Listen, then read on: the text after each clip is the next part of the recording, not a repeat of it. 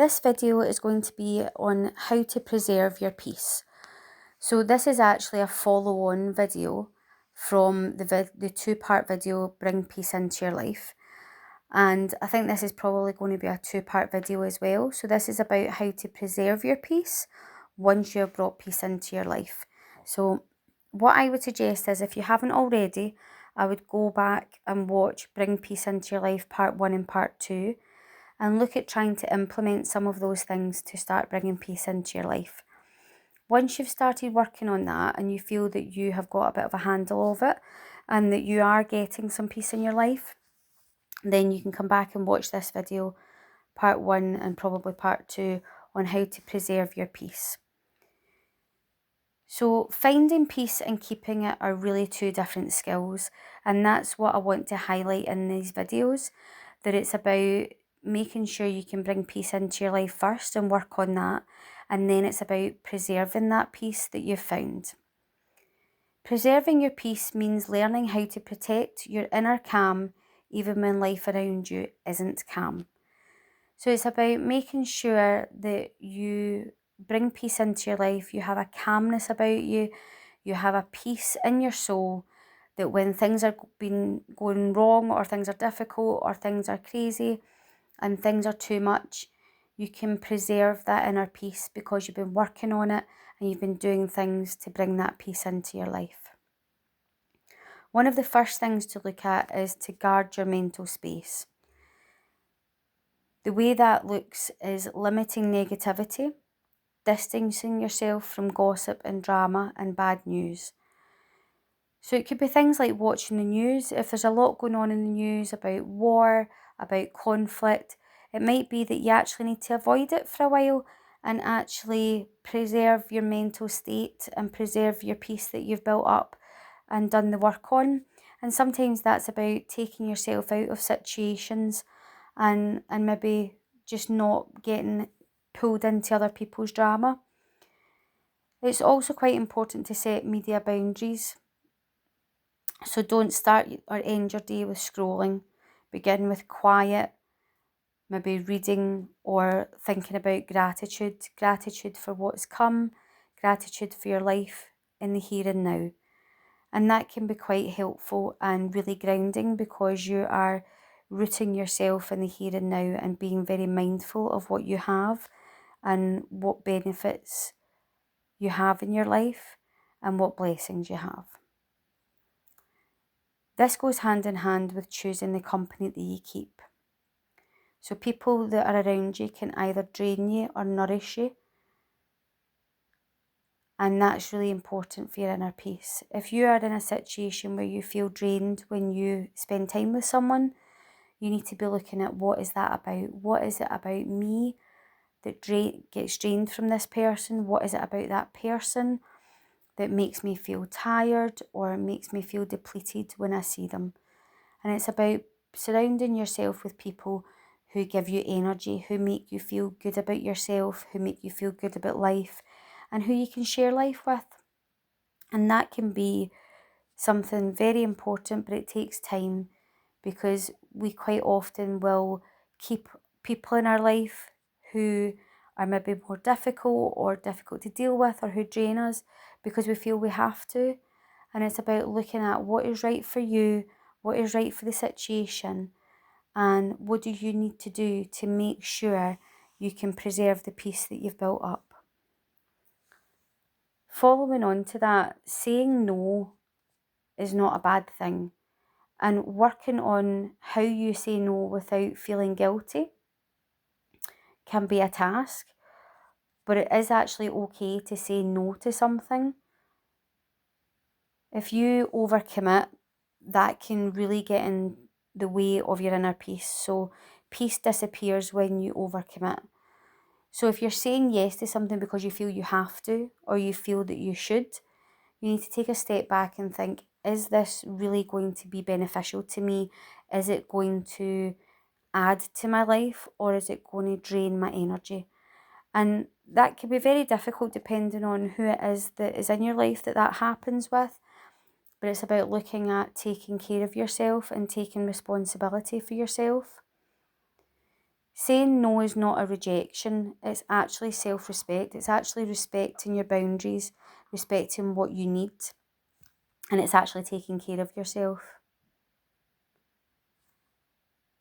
When we do protect our time and energy like it's a precious resource, it shifts something in you. It shifts something in your self, inside, in your peace, and it makes you realise that actually it's very important to take care of yourself. And that links into self-care and what you need to do for you to make sure you have the energy and the resources that you need to live your life and function and flourish in life. And it's about protecting that. Moving on from that point, we don't have to react to everything. You don't have to attend every event. You don't have to react when someone says something. You don't have to attend every argument with you that you're invited to. Someone might be having a bad day, they might be having a difficult time, and that may bring conflict between you and that person, but it doesn't mean that you have to engage with that. You can say, for me, I can't engage with this. This is actually detrimental to my mental health, and it's actually not good for me, and it's actually not good for you to be in conflict. So it's about looking at what arguments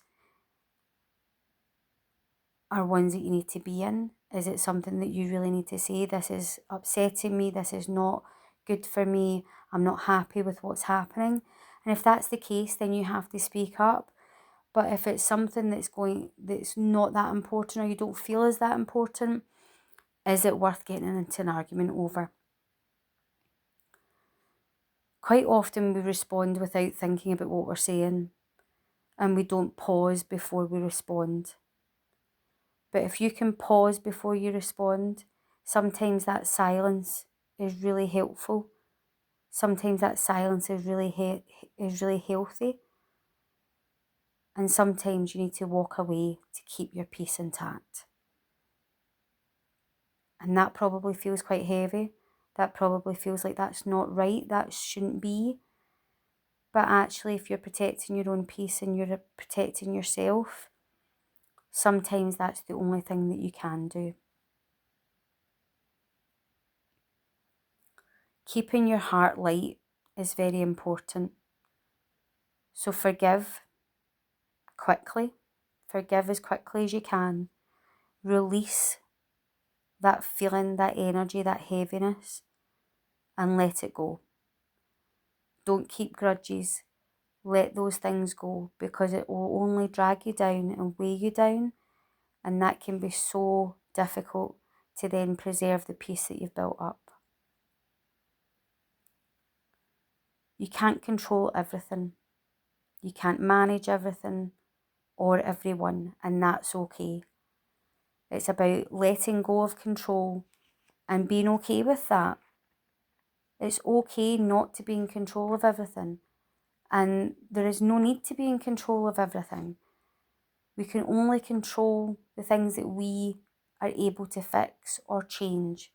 We can't control things for other people, and we can't control who other people are or how they react to us.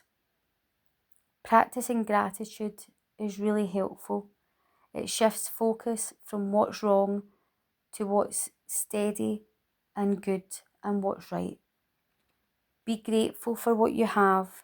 Practice gratitude for the things that you have, the lifestyle that you have, the people that you have around you, the support system that you have, your family. It's when you shift to being grateful rather than thinking about what you don't have, you're thinking about what you do have, and you're grateful for all of those things. That can really, really help you shift your perspective. So look at gratitude. Look at being grateful for the good things that have happened in that day, the good things that you have in your life, the people that you have in your life, the situations that you are able to be part of and are blessed with. And gratitude and moving your ability to see that and shifting into being grateful for what you do have rather than looking at what you don't have and what you're lacking can really give you a better perspective on where you are, and being grateful for what you have and being grateful for the peace that you've brought into your life and looking at preserving that to make you feel happier is very important. What I'm going to do is I'm going to make a separate video, a part 2 of preserving the peace that you've brought into your life, so that you can look at some other points, and I will put this in another video. So thank you for listening. If you want to add anything to the comments about what you do to preserve your peace, if you want to give anybody any ideas that you might think would be helpful, then that would be wonderful. So thank you so much, and I'll see you in the next video.